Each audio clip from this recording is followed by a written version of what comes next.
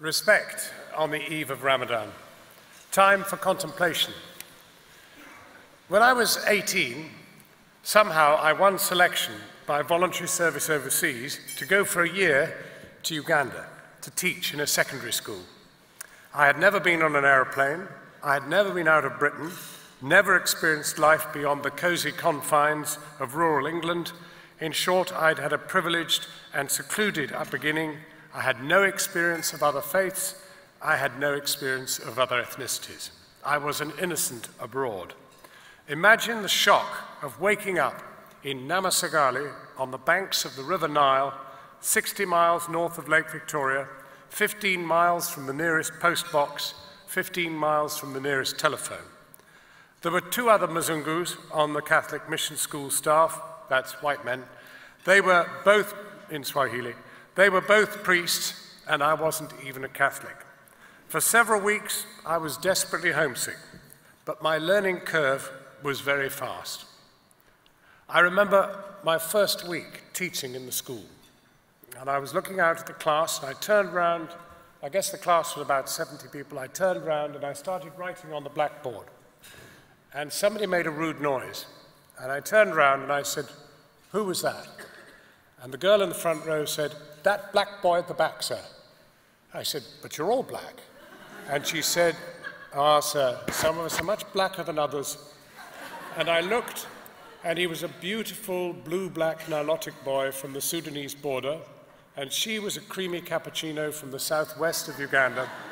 And I suddenly realized the scales fell from my eyes, and I realized it was just like looking at blondes, redheads, brunettes, the whole thing. Suddenly I realized I was still in the same world that I had left behind. And the thing which kind of completely changed my life was to be in the south looking north, to be amongst people who had absolutely all the intelligence, the gifts, the cleverness, the inventiveness of the people I left behind in the north, but none of the resources and very few of the opportunities. And I think from that moment on, I sort of kind of wanted to be involved in changing the world. Well, I tried and I failed, and I became a hack, and this is what you see before you. A man who's only famous for wearing bright ties. So that is why I'm here tonight, because above and beyond anything, I believe passionately in the power of the human spirit, the power in each and all of us to use our own individual and collective talents and enthusiasms to alleviate and improve the lot of others less fortunate than ourselves. And where better to see that in action than in this very hall. We are rightly here tonight on the 30th anniversary of Islamic relief, on the eve of Ramadan, celebrating a most extraordinary and exceptional achievement, this remarkable humanitarian organism. Not only that, we're here tonight, as you've seen, to pledge and commit ourselves to do still more. So let's first celebrate the record. Founded to bring relief to victims of the devastating famine in the Darfur region of Sudan in 1984, Islamic Relief represented the first major organized humanitarian NGO in Britain's Muslim community. Within just 10 years of its foundation, it had become the first Muslim charity to attract UK government funding and has enjoyed a fertile relationship with what was then ODA and is today DFID. A further 10 years on found Islamic Relief the only Muslim charity to become part of Britain's Disasters Emergency Committee. In other words, Islamic Relief is an organic element of the UK's generous preparedness to reach out to others in need across the world. I suppose many of us of my generation think we're kind of somehow making up for some of what went wrong in the empire. From the Bengali family in the corner shop in Leeds to the Prince of Wales in his palace, each have put their shoulders to the wheel, giving what they can. As a result, today Islamic Relief is working in 44 countries, raising 200 million a year to do so. 200 million pounds, all from essentially the British Muslim community and those who love it.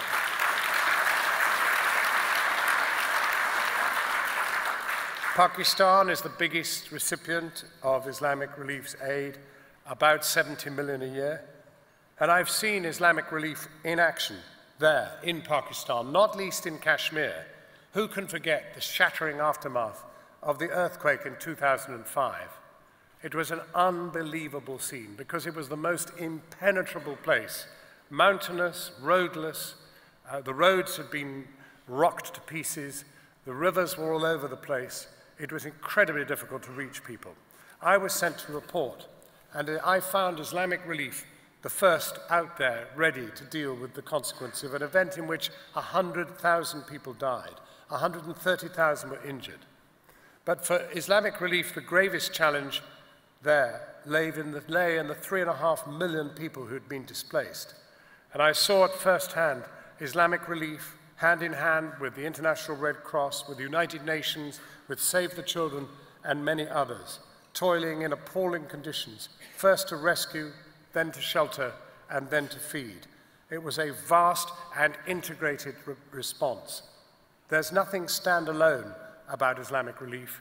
It is utterly connected to the entire endeavor to improve the lot of those less lucky than ourselves.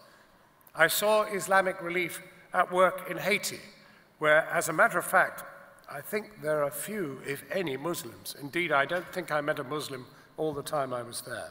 And yet Islamic Relief spent £5 million tending the survivors. So this is not apartheid charity. This is not simply Muslims looking after Muslims, though of course that is a natural priority. But where there is need, Islamic Relief never turns its back.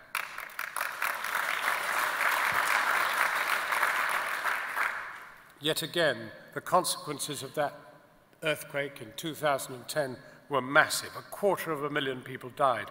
Most of the people that Islamic Relief tended were either Catholics or believers in local faiths. For me, this year, the most searing image of suffering and deprivation has been captured in that shocking photograph from Yarmouk, the Palestinian refugee camp in Syria, which has been deliberately, as a weapon of war, starved into the most appalling suffering and deprivation.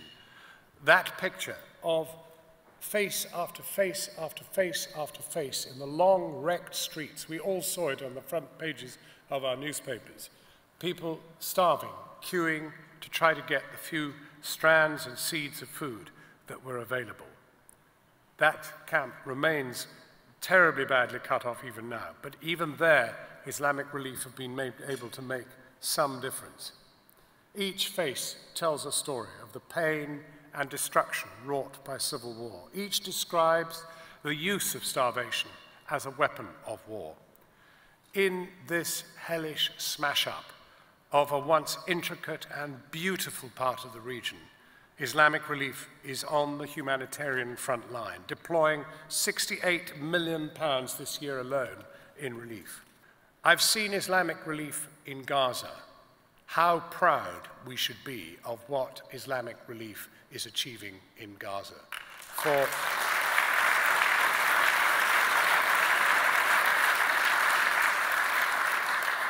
For now we have the infernal scenario of both Egypt and Israel tightening the noose ever tighter around this beleaguered entity. Islamic Relief is now the principal NGO source of succor for the people struggling to survive in any kind of dignity there, hand in hand with the United Nations. Those are the two big and formidable providers of help. But these are not easy times. Whilst communal relations in Britain are good, clearly the issue, for example, of the Birmingham schools has thrown up some areas that we need to explore.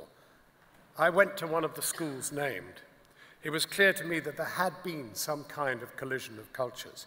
The non-Muslim staff had been told there was to be no fraternizing with other members of staff. In reality, by the time the emergency inspection was carried out, there was almost no contact between the two groups. At the same time, the issue was quickly translated in the media into some sort of extremism scandal. In my view, that was a distortion. What happened in Birmingham, I think in large measure, was about the centralization of administration in this country. where education is sent from the center and meted out from the center on tablets of stone, had anybody had a real feel for what was going on in Birmingham and been present on the education committee with power to affect what was going on in Birmingham schools, they'd have heard about it in the cafe, or dare I say it, in the pub. So we have, this year, Islamic Relief have tagged onto a big public opinion survey, some surveys of what has arisen from the Birmingham schools issue. What are British values? Don't ask me, I haven't got a clue. In fact, I have to scratch myself to remind myself I am British. Because at the end of the day, I always feel I'm a human being. That seems to me to be the most important aspect.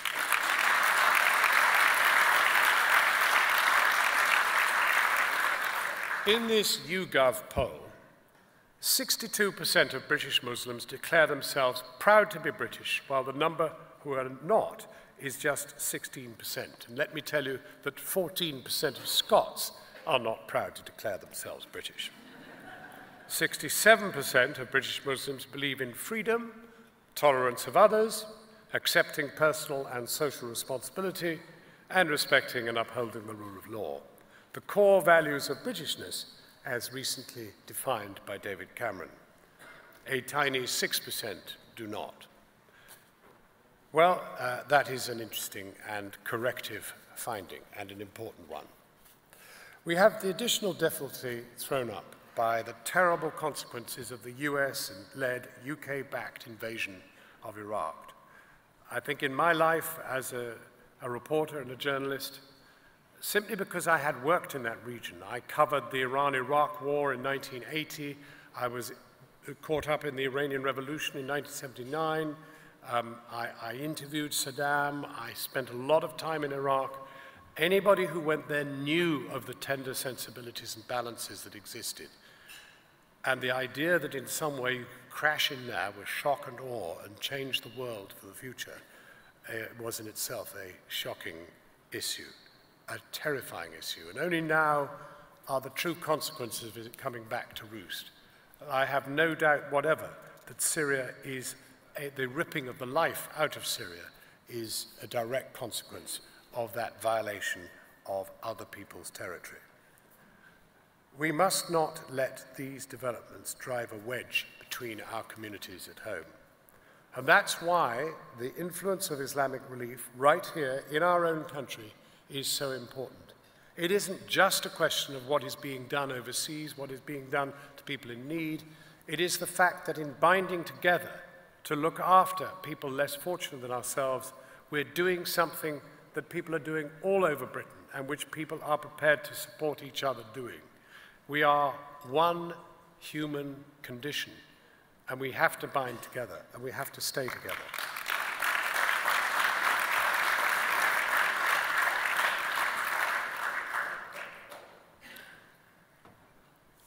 This very gathering is testament to the vibrance, altruism, and confidence of the Muslim community here in Britain.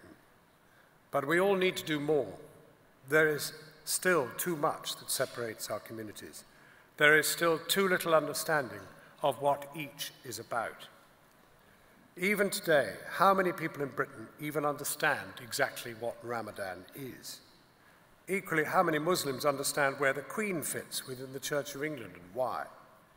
It's not about tokenism or quotas. It's about living together, growing up together, and working together. And that does not happen everywhere in Britain. So tonight, as we contemplate the start of Ramadan this weekend, and my goodness, because of the way the calendar falls, my Muslim friend at work told me, spelt out today, it's 19 hours of fasting. And those lucky old things in Abu Dhabi only have to do it for 5. That's what she told me. I don't know if that's true, but I think it is. But anyway, this is one of the longest periods of fast that you can experience in Ramadan. We need, during those periods of contemplation, to rededicate ourselves to the great work that Islamic Relief is undertaking. Historically, this is a period of fantastic generosity in the Muslim community. Last year, Islamic Relief raised £15 million in the month of Ramadan. DFID, as you've heard, is matching £5 million worth of pennies. So everything everybody gives in this room tonight will be doubled. And that is a fantastic incentive. It's not often you can put £10 in and know you've put 20. Or put £1,000 in and know it's £2,000. Or £100,000 and know it's £200,000. Or £1 million and know it's £2 million. But I know that the pockets here are generous.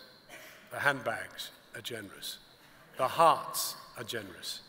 So we must all give and we must all pledge our hope and our determination to raise still more money than we did last year. Alhamdulillah to the raising of the money during Ramadan. Thank you.